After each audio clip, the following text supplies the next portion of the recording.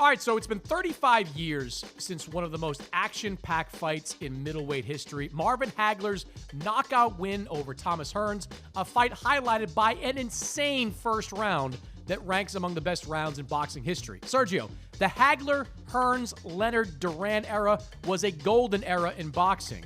The middleweight kingpin now is Canelo Alvarez. How do you think, Sergio, that Canelo would have fared in that era?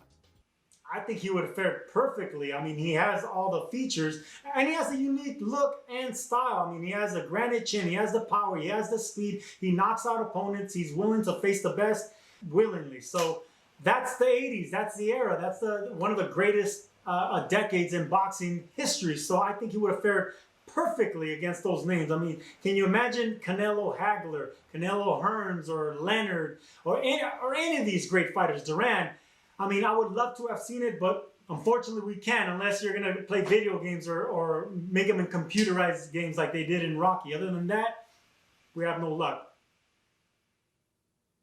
Yeah, I think a lot of, the older boxing fans would say that Canelo wouldn't stand a chance. That era was just too good. Those guys were, hardened by the number of tough fights they took. But I'm kind of with you. I think he would do pretty well. I don't know if he beats everybody from that generation, but I think he's competitive with all of them. I think Tommy Hearns would have a lot of problems with Canelo Alvarez. Yes, Hearns at 6 foot would have presented some size problems, but Hearns at middleweight never had the type of power that he had at welterweight and junior middleweight. So at that weight class, I don't think he would have physically overwhelmed Canelo with power. I think Canelo would have had a ton of issues with Marvin Hagler. I think if Hagler took the fight to Canelo like he took the fight to most of his opponents, we're talking about a big, sturdy middleweight with a granite chin that just keeps coming at you and proved that he could come at you for some 12, 15 rounds at a time. So I think Canelo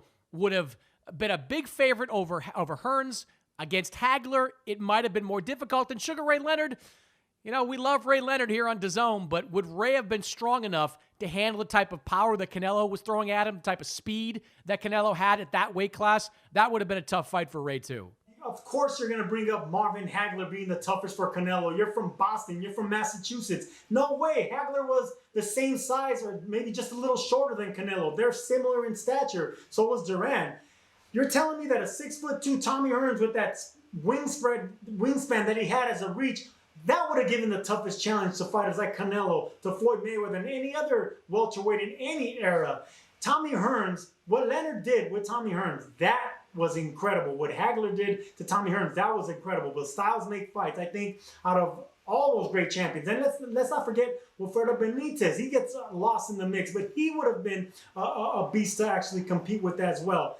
I mean, there's so many great fighters in the 80s that we're not even mentioning here because these four kings take all the greatness out of everything. But I think Tommy Hearns would have given anybody in any era problems, even including Floyd Mayweather. Can you imagine Tommy Hearns and Floyd Mayweather?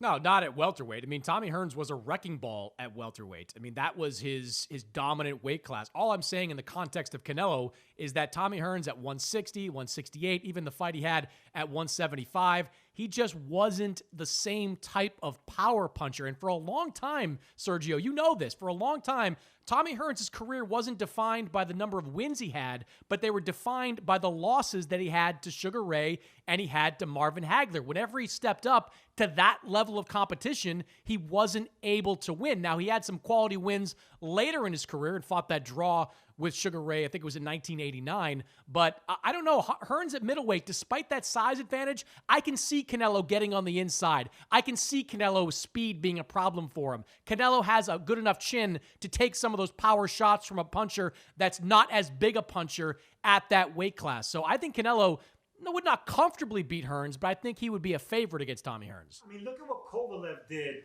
to Canelo for about 9 rounds with that somewhat lazy jab. It was a soft jab, but he was keeping him at bay and getting rounds in the bank with that soft jab. Can you imagine that laser sniper jab of Tommy Hearns at 147 or 154 or even 160 coming at you from that stance, not letting you? And another thing, Tommy Hearns was an excellent boxer. He was an excellent body puncher. That's something that gets thrown out of the mix because he was so good with the 1-2. But he would actually hurt Canelo to the body and outbox him. I mean, that would have been the toughest fight in my opinion, but we'll never know unless they virtually put it together in some computer game. I need you to go back and rewatch Canelo versus Kovalev, because this is now like the 5th time that you've suggested that Kovalev was like winning that fight and that he was giving Canelo problems in that fight. You are the only one I know that really believes that. You were sitting ringside with me, Sergio, when Kovalev was flicking that jab and Canelo was blocking it. The CompuBox stats all back it up. He wasn't landing that jab. Why do you keep insisting that Kovalev was effective against Canelo?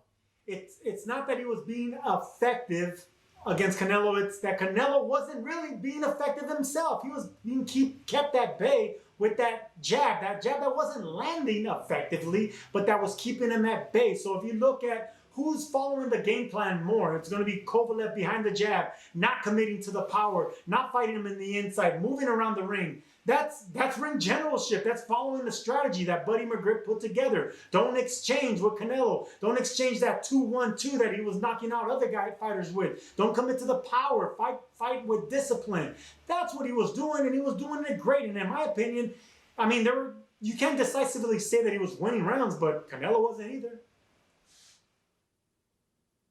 Well, yes, he was, since he was up on the judges' scorecards at that time of the stoppage in the 11th round. But that's neither here nor there. Sergio, we can at least agree, if we can't agree that Canelo and who would have been the toughest opponent for him in the 1980s, all those fighters in the 1980s would have knocked you cold, right? Stop. I would have moved and boxed and used ring generalship. No way, baby. I'm kidding, yes. Which one of those fighters would you have beaten in the 1980s? I would have got starched cold by all of them. Yes. I love the honesty. It's refreshing.